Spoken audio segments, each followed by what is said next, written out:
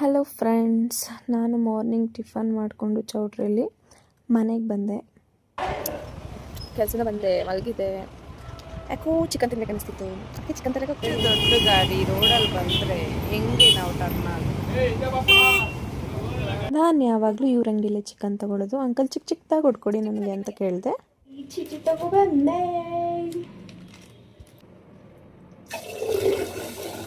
ಅನ್ನಕ್ಕೆ ಇಡ್ತಾ ಇದ್ದೀವಿ.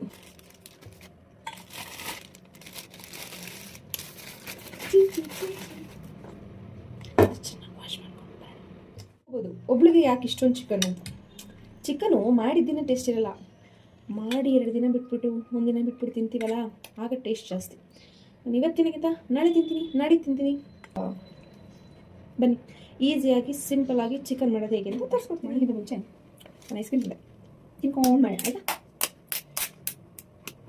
ಈ ಐಸ್ ಕ್ರೀಮ್ ತುಂಬ ಚೆನ್ನಾಗಿರುತ್ತೆ. ಅಮೂಲ್, ನನಗೆ ವೆನಿಲಾ ಫ್ಲೇವರ್ ಮಾತ್ರ ತುಂಬ ಇಷ್ಟ.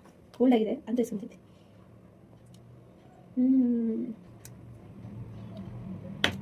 ಫ್ರೆಂಡ್ಸ್, ಚಿಕನ್ ಮಾಡಿ ಕಾತಿದೆ. ಎಣ್ಣೆ ಹಾಕೋಣ, ಸ್ವಲ್ಪ ಎಣ್ಣೆ ಹಾಕಿ. ಚಿಕನಲ್ಲಿ ಕೊಬ್ಬಿರುತ್ತಲ್ಲ, ಅದ್ರದ್ದು ಸ್ವಲ್ಪ ಎಣ್ಣೆ ಬಿಟ್ಕೊಡುತ್ತೆ.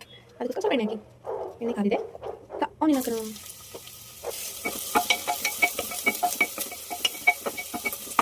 ಸ್ವಲ್ಪ ಇದು ಕೆಂಪು ಆಯ್ತಲ್ವ, ಇವಾಗ ಚಿಕನ್ ಹಾಕಿ.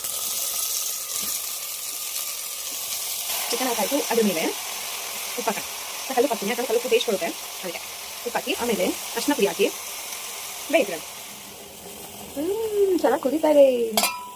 ಇವಾಗ ಇದಕ್ಕೆ ಕಟ್ ಮಾಡಿರೋ ಟೊಮೆಟೊನ ಮೇಲೆ ಹಾಕಬೇಕು.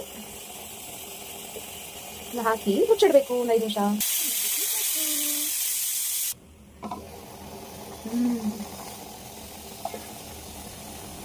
ಈ ಟೊಮೆಟೊನ ಚೆನ್ನಾಗಿ ಸ್ಮ್ಯಾಶ್ ಮಾಡ್ಕೊಬೇಕು.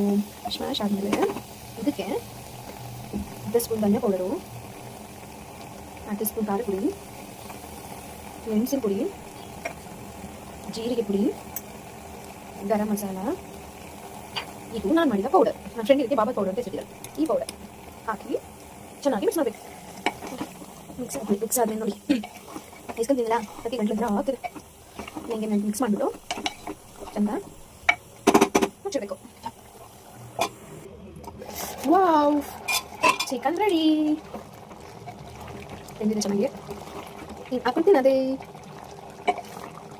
ನಂಗಂತೂ ದಿಢೀರ್ ಮಸಾಲೆ ಎಲ್ಲ ಹಾಕಿ ಮಾಡೋಕ್ಕಿಂತ ಈ ಥರ ಮಾಡ್ಕೊಂಡು ತಿನ್ನೋದು ತುಂಬ ಇಷ್ಟ. ಹಾಕಿ ಇಲ್ಲಾಂದ್ರೆ ಸ್ಕಿಪ್ ಮಾಡ್ಕೊಳ್ಳಿ. ಬನ್ನಿ ಫ್ರೆಂಡ್ಸ್, ಬರೋಣ. ಚಿಕನ್ನು ಹೇಗಿರಬೇಕು ಮಾಡಿ ಸಾಧ್ರೆ ಮಾಡಿ. ತುಂಬ ಚೆನ್ನಾಗಿರುತ್ತೆ. ಜೊತೆಗೆ ಒಂದು ಮುಟ್ಟೆ